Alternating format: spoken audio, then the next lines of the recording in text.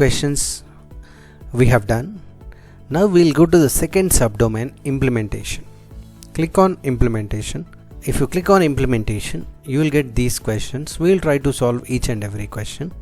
From here, that is the first next multiple of 5 is less than 3, round the grade up to the next multiple of 5. For example, here you can see 84. What is the next multiple of 8? We will write the Python code here.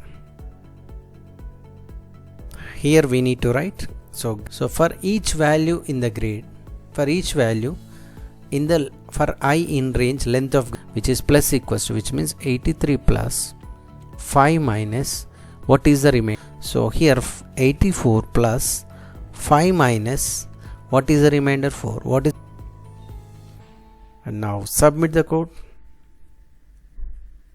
Yeah, all the given test cases are passed.